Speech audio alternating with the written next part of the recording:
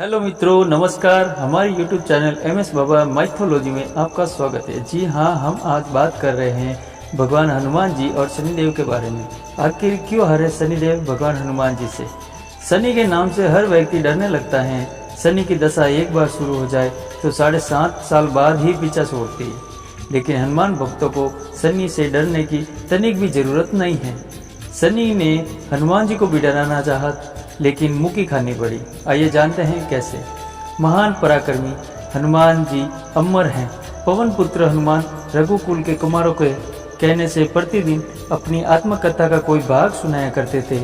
उन्होंने कहा कि मैं एक बार संध्या समय अपने आराध्य श्री राम का स्मरण करने लगा तो उसी समय ग्रहों में पाप ग्रह मंदगति सूर्यपुत्र शनिदेव पधारे। वह अत्यंत कृष्ण वर्ण के कृष्णाकार थे। वह अपना सिर प्राय झुकाए रखते थे। जिस पर अपनी दृष्टि डालते थे वह अवश्य नष्ट हो जाता था। शनिदेव हनुमान जी के बाहुबल और पराक्रम को नहीं जानते थे। हनुमान ने उन्हें लंका में 10 ग्रीव के बंधन से मुक्त करवाया था। वह हनुमान जी के विनय पूर्वक किंतु कर्कश स्वर में बोले, हनुमान जी, मैं आपको सावधान करना आया हूँ। त्रेता की बात दूसरी थी, अब कलयुग आरंभ हो चुका है। भगवान वासुदेव के जिस क्षण अपनी अवतार लीला का समापन किया उसी क्षण से पृथ्वी पर कली का प्रभुत्व हो गया है। इस युग में आपका शरीर दुर्बल और मेरा बहुत बलिष्ठ हो गया है। अब आप पर मेरी 7.5 की दशा प्रभावित हो गई है। मैं आपके शरीर पर आ रहा हूँ। शनिदेव को इस बात का तनिक भी ज्ञान नहीं था कि रघुनाथ के चरणाशीर्थों पर काल का कोई प्रभाव नहीं होता है। करुणा निदान जिनके हृदय में एक क्षण को भी आ जाते हैं, काल की कला वहाँ सर्वथा निष्प्रभावी हो जाती हैं। पारम के विधान वहाँ प्रभुत्वहीन हो जाते हैं। सर्व समर्थ पर ब्रह्मा के सेवकों का निरंतर संचालक पोषण प्रभु ही करते हैं। उनके सेवकों की ओर दृष्टि उठाने का साहस कोई सूर असुर करे तो वह सभ्य अनिष्ट भाजन हो जाता है। शनिदेव के अग्रज यमराज भी प्रभु के भक्त की ओर देखने का साहस नहीं कर पाते। हनुमान जी ने शनिदेव को समझाने का प्रयत्न किया, आप कहीं अन्यत्र जाए।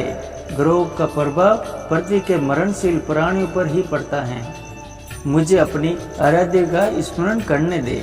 मेरे शरीर में श्री रघुनाथ जी के अतिरिक्त दूसरे किसी को कोई स्थान नहीं मिल सकता है। लेकिन शनिदेव को उससे संतोष नहीं मिला। वह बोले, मैं सृष्टिकर्ता के विधान से विवश हूँ। आप पृथ्वी पर रहते हैं, अतः आप मेरे प्रभुत्व क्षेत्र से बाहर नहीं हैं। पूरे 22.5 वर्ष व्यतीत होने पर 7.5 वर्ष के अंतर में 2.5 वर्ष के लिए मेरा प्रभाव प्राणी पर पड़ता है, किंतु यह गौण प्रभाव है। आप पर मेरी 7.5 आज इसी समय से प्रभावित हो रही हैं। मैं आपके शरीर पर आ रहा हूँ, इसे आप टाल नहीं सकते हैं।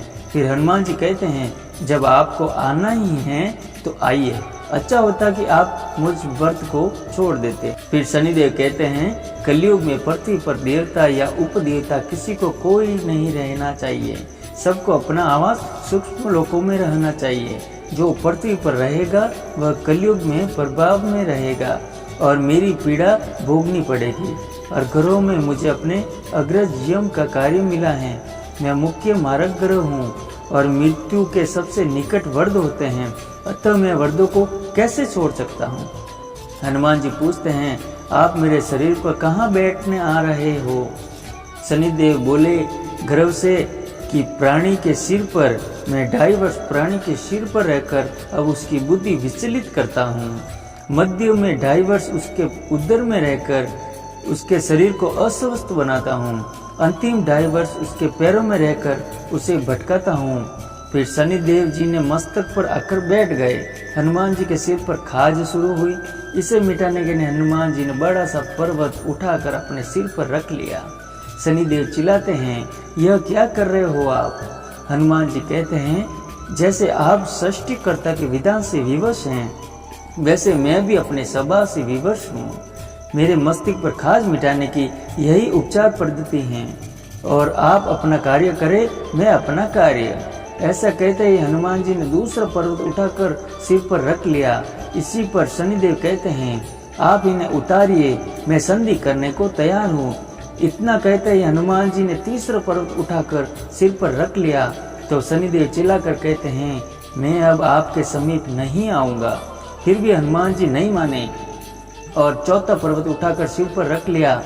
तो शनिदेव फिर चिल्लाते हैं, पवन कुमार त्राहिमाम त्राहिमाम, रामदूत अंजनानये याये नमः।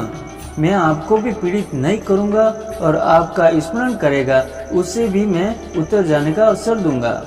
हनुमान जी कहते हैं, बहुत शीघ्रता कीजिए, अभी तो 5 पर्वत बाकी हैं।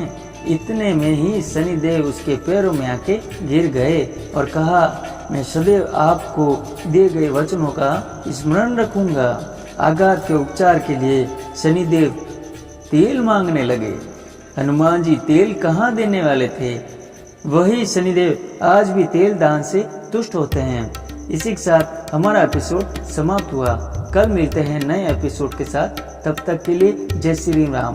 हमारा यूट्यूब चैनल MS बाबा माइथो और हर नई अपडेट के लिए हमारा यूट्यूब चैनल सब्सक्राइब कीजिए, लाइक कीजिए, कमेंट कीजिए और शेयर करना न भूलें। धन्यवाद। जय श्री राम।